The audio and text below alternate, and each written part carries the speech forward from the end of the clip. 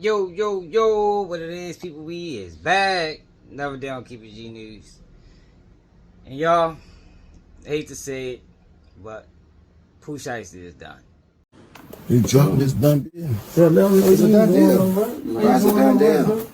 Let them know you dropping me, I bro. drop you. No, say it. Pooh Shiesty dropped from 1017. Shout out to real nigga. Ain't never did no police shit or none of that, bro. Tell them what's going on. Bro, we just did that. It's done. What you do? You dropped. You said you want to be dropped. You dropped. You signed the paper. I signed the paper. It's done. Shit, oh, shit. You dropping this done deal. So Now, when this case first hit, I was saying, yo, this case, it was beatable. Because at the time, y'all, the feds did not have nothing. They didn't have the video. They didn't have the contract. It was a situation where it was their word against Gucci and the people that he came with word. And that's a fight. Not saying that they could beat the case, but they had a chance. But now, since they got video footage and they got the contract and they got Gucci and they got everybody testifying, Pooh Shiesty needs to find a way to secure himself a deal.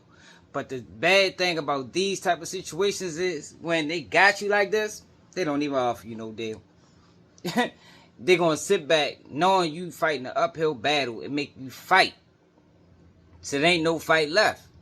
Which ultimately they know is going to end in a guilty verdict.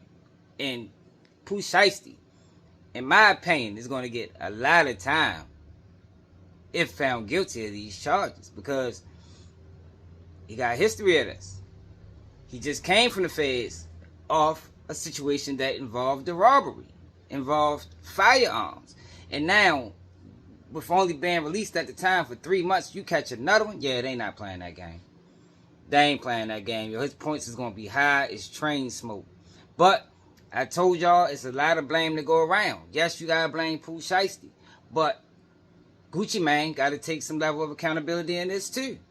Because I believe, y'all, because it was a thing going on when this thing first hit where people were saying only black music executives go through this type of situation. And I explained to y'all the reason why. The same thing that ultimately helps these black music executives / rappers is the same thing that ultimately hurt them. Relatability is how they secure a lot of these big names.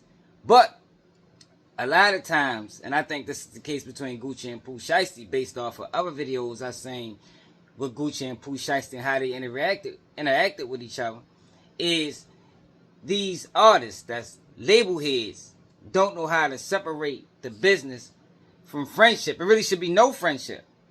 Because that's what leads to situations like this where, just you heard what Pooh Shiesty said. He ain't never did nothing flawed. He looked at Gucci more as a counterpart than a boss.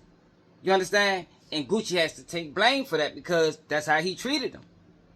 You go back to the versus battle when Gucci was going back and forth with Jeezy, and you know when he said the infamous Pookie Lope phrase, Pooh Shiesty was there.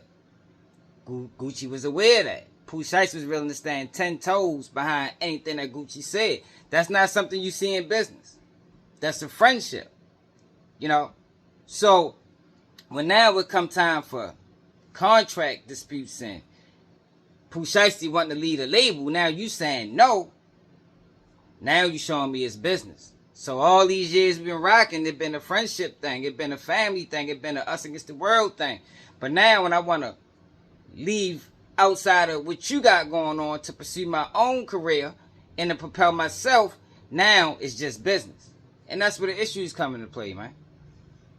And that's where the issues come into play. And this wasn't just about leaving a label. We signed the contract. Pooh Shiesty wanted to leave Gucci with nothing. You understand? He wanted all royalties. He wanted his masters from past. He wanted the songs from past to present. And I understand why Gucci ain't signed. But at the same time, I don't understand and I can't respect the fact that Gucci, who sold the world robbery, and how he got his money by selling us, my generation, this gangster narrative, this lifestyle that included robbery, crashing out. So now when he get robbed and crashed out on, he go federal. I can't rock with that, and I don't respect that. But let me know how y'all feel about this in the comments. It's another day of Keep G News. And I'm out.